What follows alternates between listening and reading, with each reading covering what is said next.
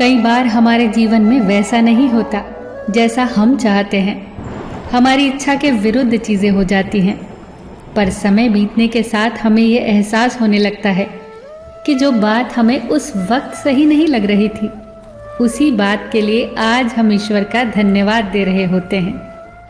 तभी तो कहते हैं कि जो हुआ अच्छा ही हुआ, जो हो रहा है अच्छा ही हो रहा है, और जो होगा वो भी अच्छा ही होगा। एक बहुत ही प्यारी कहानी सुनाती हूँ। एक राजा का विशाल फलों का बागीचा था। उसमें तरह तरह के फल लगे हुए थे और उस बागीचे की देखभाल एक किसान और उसका परिवार किया करता था। किसान उस बागीचे से तैयार और मीठे फल रोज शाम को राजा के लिए ले जाता। एक दिन किसान ने बागीचे में आकर देखा कि नारियल, अमरूद, सेब, अंगूर, बेर सब पके हुए थे। किसान सोचने लगा कि कौन से फल आज राजा के लिए लेकर जाऊं। न जाने उसके मन में क्या आया। उसने अंगूर की टोकरी भरी और राजा के लिए लेकर महल की ओर चल दिया। वो रास्ते भर सोचता जा रहा था। केवल अंगूर लिए, 2-4 सेब, नारियल, अमरूद ही डाल लेता। अलग अलग फल देखकर राजा कितना खुश हो जाता। सोचते सोचते वो महल के बाहर पहुंच गया। उसने अंगूर से भरा टोकरा राजा के सामने रख दिया और थोड़ी दूर जाकर बैठ गया। राजा किन्हीं दूसरे ख्यालों में खोया हुआ था। शायद किसी बात से परेशान या नाराज था।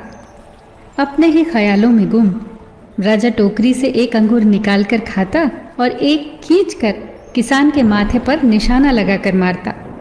राजा द्वारा फेंका अंगूर जब किसान के माथे या शरीर पर लगता तो किसान कहता, ईश्वर बड़ा ही दयालु है। राजा फिर एक अंगूर किसान की तरफ फेंककर जोर से मारता और जब वो किसान को पड़ता तो किसान फिर कहता, ईश्वर बड़ा ही दयालु है। थोड़ी देर बाद राजा को अपनी गलती का एहसास हुआ।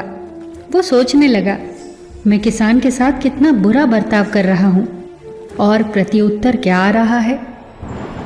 राजा ने किसान से पूछा, मैं बार बार अंगूर फेंककर तुम पर मार रहा हूँ और तुम्हें लग भी रहे हैं, फिर भी तुम कह रहे हो ईश्वर बड़ा ही दयालु है।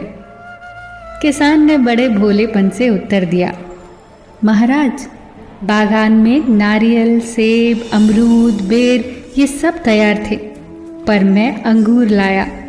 मैं वो सारे फल भी ला सकता था, पर ईश्वर की कृपा से ही मुझे ये भान हुआ कि मुझे अंगूर ही ले जाने चाहिए। मैं ईश्वर का धन्यवाद देता हूँ, क्योंकि अगर मैं दूसरे फल लाता और इसी तरह आप मुझे जोर से मारते तो मेरा क्या हाल होता। सच में महाराज, ईश्वर बड़ा ही दयालु है। दोस्तों, यदि जीवन में किसी मोड़ पर सही या आपके हिसाब से घटित ना हो तो धैर्य रखना, क्योंकि समय अपने राज समय आने के साथ ही खोलता है और उस समय हमारे मुंह से यही निकलता है कि जो हुआ अच्छा ही हुआ।